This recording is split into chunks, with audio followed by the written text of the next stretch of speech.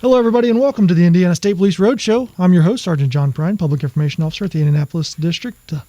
The Roadshow is brought to you each and every week by the Indiana State Police Roadshow and Cops for Kids, a subsidiary of the State Police Roadshow. I messed that one up. I'm just going so fast, and here these guys are just laughing at me. The Roadshow is brought to you by the Indiana State Police Alliance and Cops for Kids, a subsidiary of the State Police Alliance. For more information about them, you can visit them at www.indianasfinest.com. I apologize to the folks at the Alliance for mixing up their advertisement there. Gosh, it's been quite a day already. Yeah, right. So thank you to MS Communications and Network Indiana for getting us on the radio waves each and every week across the great state of Indiana so that you can listen to us on the radio. If you are seeing us on YouTube, you're probably seeing us in much better light than we really are in person because Tom Trial does such amazing work, making us look so pretty on the computer. Absolutely, he does. But I can never get him in front of the camera. Tom just likes to stay behind. So check out the Indiana State Police YouTube channel, subscribe, check out the content there. Not only can you see all of the Indiana State Police road shows, but also some really cool stuff, some graduations and some other historical content. Could spend a lot of time watching YouTube there. Our guests today come to us from within the PIO office, and back again is Captain Ron Galavis, Chief PIO for the Indiana State Police, and newly appointed Public Information Officer, Sergeant Coley McCutchen. Sergeant, welcome. Thank you. Thanks for having me.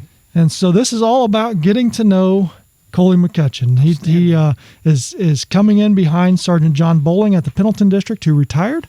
And so Coley has patrolled the road for 16 years? Working 17. 17 years, and now he's taking the next step in his career to try his hand in the PIO office. So tell us, where does Coley McCutchen come from? I'm a native of Huntington, Indiana, which is about 30 miles southwest of Fort Wayne, so up kind of northeastern Indiana. That's where I grew up, went to school there. Came from Huntington North High School. And then I ended up down in Muncie when I went to Ball State University. So that's chirp, chirp, right? Is that what they say? Chirp, chirp, that's right. You're a Ball State guy, aren't you? No, Michigan State. Michigan State, that's yes, right. Sir. All right. They're close. Yeah. It's a state, right? It's a state. It's a state. So that's how I ended up down in Muncie. And then in 2004 is when I went to recruit school. And I got signed to Lafayette Districts, where I came out of. I was over there for just a couple years. And then I transferred back over to Red Key. And you were so good at Red Key that they closed the district. Yep, they said we cannot have somebody as shining star as Coley McCutchen. So no, the districts were realigned, and which is how you ended up at Pendleton. Right, I think that was in 2010. Yep, November of 2010 is when they closed down Red Key, and we all merged. They kind of split us up a little bit, and I was the part that ended up down in Pendleton. And then you patrol for a little while, and you decide you want to do something even more dangerous. That's right. Yeah. Then I joined the motorcycle team. I did that in 2013. Yep. So I rode motorcycle for about 7 years there until I got this position here. So we spent a lot of time down in Indianapolis and kind of did a lot of the special event type things and did that for several years. It was really cool to see because our motorcycle squad was one of the premier features of a lot of events, and so. That wasn't just something that happened by chance. You guys actually worked really hard to not only make sure you knew what you were doing, but all of you together, working together. That was the first time I was involved in a large team like that. There was 25 of them when I came on. Kind of a neat team aspect, kind of unique to have a team that large for the state police. And like you said, we did a lot of hard work. A lot of it was done before I got on the team, but they did a lot of work for years and years to kind of put themselves in the spot that they were in. And so for those that aren't familiar with the state police, and most of you are, early on the motorcycles were primarily used for patrol. You guys were out able to sit in areas that other cars couldn't and different things, and focused really on traffic enforcement. And over the evolution of the motorcycle team, the value really became apparent in escorts and things like that. And because that's not a simple task. When you're moving a presidential motorcade or a large convoy of people, that takes a really coordinated effort. It does. That group, they did that so often that oftentimes you do something so well that they make it look easy. I think that was the case with that motor team is they did that stuff so efficiently that it looked easy to the normal folk. So when you came on, did they still have the white and blue motorcycles? No, they had just transferred from the white when they went to the blue. Okay. Blue like we use now for the helicopters and that stuff. So they went to that blue that the superintendent's a pretty big fan of. So my favorite was the black and gold ones, Those the first ones. Yep, those first bikes they had were those black ones. And then that pearl white was pretty. That was a pretty color, but they like that. It's obviously easy to keep clean. That's why a lot of them liked it. And then we transitioned to the blue, which is obviously a real pretty blue as well. That seems to be the color of the state police right now. Yeah, same color as our helicopter, right? Yep. So any specialty teams? I know you're on the honor guard, right? And I did some honor guard details with you over the years. I am. When they kind of started that back up in 2008, I think is when they kind of started that. We were kind of on that voluntold group, if you will, from Red Key, and just stuck with it. There's a core group of us from Old Red Key that are still doing it. Well, we're sure happy to have you in the PIO, and I've known you for a little while, and I think you have a good personality to do it, and we're looking forward to what you're able to do up there at Pendleton. But what's the biggest? No, go ahead. What's the biggest thing that surprised you so far that you didn't expect as a PIO? I'll be honest with you. The volume of information that is shared amongst the groups, not only just amongst the PIO group, but the news releases, the volume of traffic, the good things that guys are doing, guys and gals everywhere are doing just an immense amount of work, and all that gets shared as you guys both get those emails. There's a lot of information to sift through every day. When you come on every day, there's a lot of information shared. Yeah, I always kind of tell people that other people, the public, the other troopers or stuff, they probably only see about 20% of what we do. Oh, absolutely.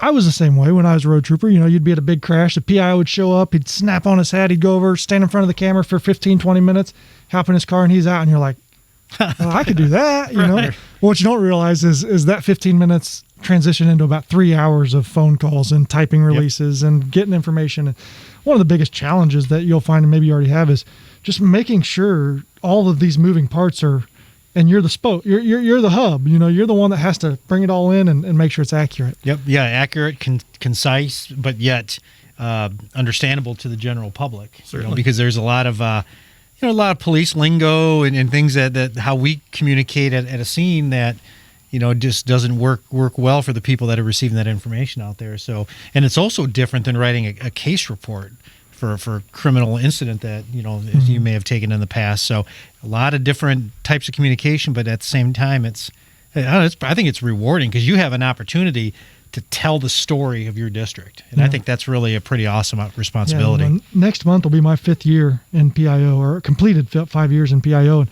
I still learn every single day. Every day I learn something. And that's going to be our most valuable resource is each other. Not being afraid to make those calls and saying, hey, this may be a really dumb question, but it just doesn't sound right to me. Right, And talking through that. And so not only does it transcend what the 13 or 14 of us that we have statewide, but and any other PIOs in your district, whether they come from the fire service, EMS, or law enforcement, there is so much out there, so much in the term of resources that certainly do not ever hesitate to. Yeah, certainly. So Coley is filling a void left by Sergeant John Bowling at the Pendleton District, and John had an incredible career and very, very valuable resource to PIO.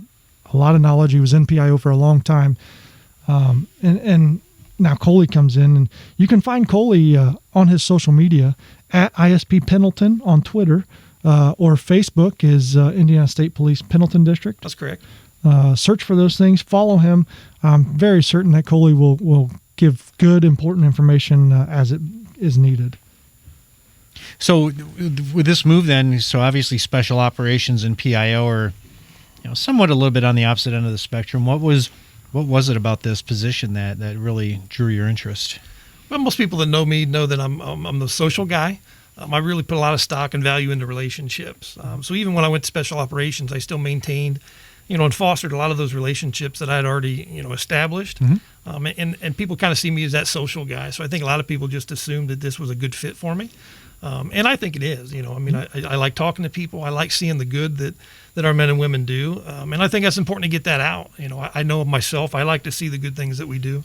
And I just think it's a kind of a natural fit for me that allow me to help sell the work that our people do. Yeah, nice. And you bring up a great point, because that's one of the hardest things that we face. And it seems like an obstacle that shouldn't exist, but it does. Is rarely does a trooper go out and do something great and then call you and say, hey, I just did something great. Right. So sometimes we just hear about it by chance or firsthand or whatever. But we as police officers are not very good about bragging on ourselves. No, and I just sent an email out to the district there, and I told them that. I said, we're not wired that way. That's just cops in general. I said, but if you can't find yourself to do it, brag on your shift partners. Brag on each other, because that's probably how you're going to get most of it, because people just won't do it for themselves. And I try to convince people, if you change a tire for somebody on the side of the road, that's what's expected of us, right? People have come, and I'm happy to do it. We're all happy to do it. Somebody needs help, we'll offer that help. But, don't be afraid to snap a picture of your shift partner changing a tire and sending it to me and let me put it on social media. It doesn't have to be a news release. Nope. People like seeing that stuff. They like to see us interact with the public just as people, and anytime we can do that and promote ourselves, I think we're fools. And I think that's why it's important is I want people in the communities to know that when we take this uniform off, we're dads, we're husbands, we're wives, we're sisters, brothers, sons, daughters. We're regular people with regular hobbies, the same emotions that other people have. We're not robots. Right. We just want people to kind of get us to know us on that level. Yep, I agree. Totally personalizes this. It does. And that goes a long way in your communication and building rapport with not only members of the media and the schools and the kids, but the general public. And it's, I don't know, you have a certain rapport with people when you work the road and how you conducted yourself on traffic stops, but you find you develop those skills and it carries over here in a different realm, but at the same time you have all that working knowledge of how to do the job. And I think that transcends, especially when you're getting calls asking about how do you do this or what is the proper procedure for this kind of thing, which we get a lot of questions about. So you spend a lot of time sitting on a motorcycle while working. Do you have a private motorcycle, or are you kind of checking out of that? I do. No, I've always kept my own. Hopefully I'll have a little more time to ride my own now that that I don't ride one during the day. Well, you come home from riding a motorcycle for 8 hours. The last thing you want to do is hop on your motorcycle and go for a ride. It used to be something you did to kind of unwind a little bit, go out and enjoy some wind therapy. But after riding one for work, it was something you just didn't want to do. So maybe that allowed me a little more free time to ride my own. Very, very cool. So what are some of your favorite memories from the motorcycle? You got to, I'm sure you've gotten an opportunity to meet presidents and see firsthand some of that behind the scenes stuff. We have a lot of the things that we get to do are unique things that a lot of troopers don't get to do. Like you said, mostly the significant events for the escorts. You get to see like the Chief Justice of the Supreme Court, the President of the United States. Of course, we had a unique situation with Mike Pence. We saw him often to the point where we probably took that for granted. But it's just those little things. Something that I did that I really enjoyed was when we did the bicentennial torch run. That allowed us to get to all 92 counties. And it was amazing the people that you got to see on that detail. You saw people from all walks of life, and that was a really cool detail that I thought really kind of exemplified the people of Indiana and gave us a chance to just get out and see those people. That's probably one of those details. And for me, my detail, similar as the Super Bowl, is while it's happening, you don't really have time to take it in because you're focused on your work and all that. And then as you have time to reflect back, you realize, wow, what a cool opportunity that was. Yeah. Yeah. And I think we all probably have memories like that. And so you've been tuned into the Indiana State Police Roadshow, and our guest, Captain Ron Galvez, and newly appointed or promoted Sergeant Coley McCutchen, the PIO at the Pendleton District. And this was just an opportunity to get to know you, Coley, and we appreciate that, and we look forward to working with you. We still have about a minute and a half here. So what are some hobbies that Coley McCutchen has when he takes his uniform off? I've got two small kids. I've got an 11-year-old daughter and a 9-year-old son. So they're starting to get into athletics, and my daughter likes to ride horses. So that keeps you busy anytime you've got young kids. Yeah.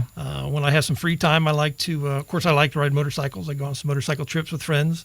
I like to be outdoors, like to golf whenever I can. I'm not real great at it, but I certainly have fun doing it. You don't have to be good to have fun. Don't have to be good to have fun golfing. That's right. Yeah. But most of the time, just spending time with family. That keeps you busy when you've got the little kids at home. Yeah, yeah.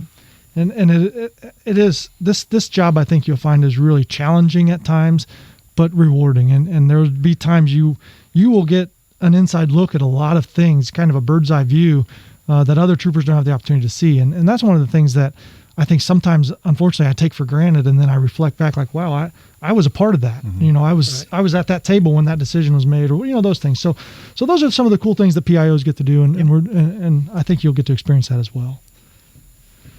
Well, thank you guys for coming in. Thank you. Thanks for having me. I always like doing these shows where we get to introduce a new PIO, and strangely, it seems like we've had several in the last year. I know. This is one of those jobs that it doesn't come open very often, but lately we've had a lot of new PIOs. Yeah, and it's exciting. So welcome. We're very glad to have you, and really looking forward to seeing all the great things you're going to do in this position. Outstanding. I'm sure you get phone calls asking for guidance. It's a lot of load to carry because your words matter, and so.